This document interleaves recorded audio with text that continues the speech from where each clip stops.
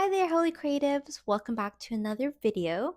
Today's video is all about color and creating posters. So I recently got a course off of Domestika, which Domestika is a great resource online that has a bunch of courses that you can get. Usually they're running sales almost always. And what's really awesome about it is that they're relatively inexpensive, probably like $10, $12. But what I like about it, instead of it being monthly, which they do have an option for that, is that I can pick whichever ones I want to do instead of having to pay monthly for a course. And it makes it easier for me to pick out what I'm looking for specifically. And for this one, I was all focused about color theory, and how to use color to improve my design skills. And I usually do these just to continue my learning, just to continue as a creative and designer and improve my skills for my portfolio, maybe just for fun. So today's video is all about using color in a collection of poster designs. And so I do a course with Sean Adams, and he is all about color theory. He teaches you about color, and what's really cool is they show you their influences, how they came to be a designer, or how they came to do this practice very specifically, which I enjoyed. I like to hear how people become who they are as creatives, and what influenced them. So for today's video, you're going to see me walk through a kind of little bits of watching the course for Domestika, and then also just helping you see the process and what I was doing for these posters. So I created 3 posters, and they all have to do with color, but each one has a different kind of style to it within that same collection. And you'll see some sketches that I share in the video. But I wanted to also let you know that when working with color, think about how the color works together as a single piece, but also as a collection, if that's what you're working on, especially for your portfolio. And these sets that I created, I'll show you at the end, them mocked up and how you can use them, for your portfolio. So I hope you guys enjoy. If you'll make sure to like and subscribe, let me know what are some of your favorite courses that you've done from any platform, and what was that project about. Let me know if there's any more like specific graphic design projects you'll need to do here on the channel, and I can give you some tips. But this is a great way, again, for you to grow in your skill without necessarily breaking the bank, if you know what I mean. So I hope you enjoy the video, and let's get right into it.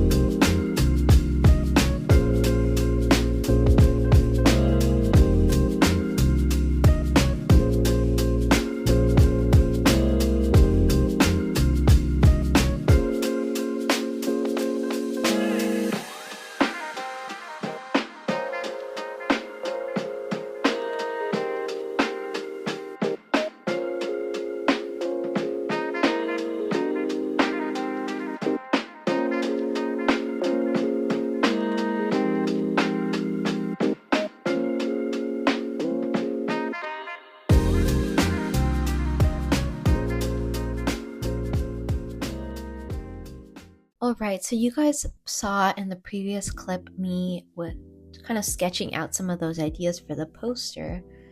And then in this clip, you actually see the recording from my iPad from Procreate. It kind of keeps a time lapse of when you're kind of going through your designs, illustrations, which is really cool because then I can show my process more.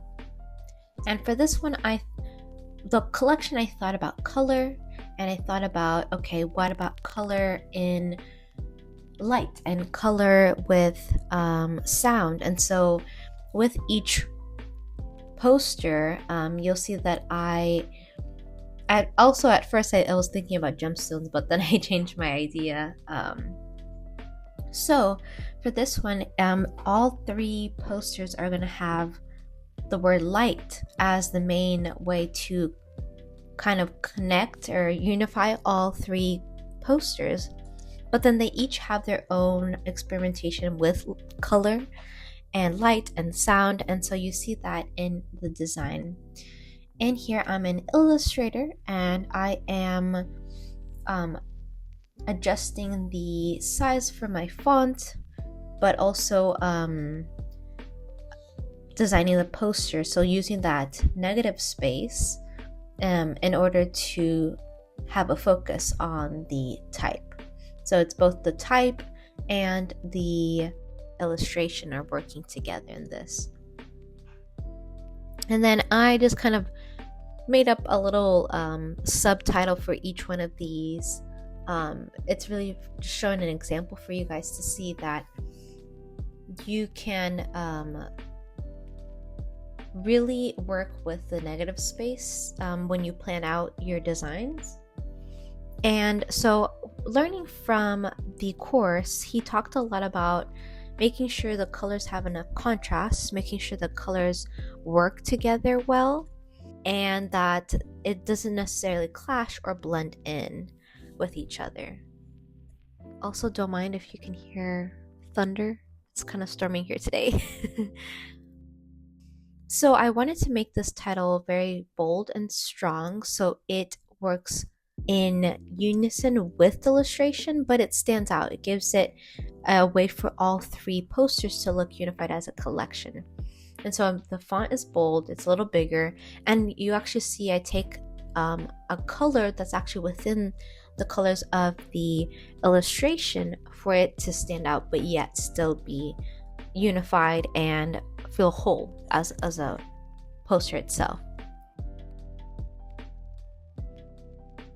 And then this is kind of one of those classic illustrations, the prism with the light being refracted and kind of showing off a rainbow. So I wanted this first one to be very much focused on a lot of color, like, a variety of color, and the other ones you'll see are a little bit more they still have that brightness and like vibrancy to them, but it's a little bit more specific. Yeah, this is the poster design, and then in the next clip I will show you the final poster for this design.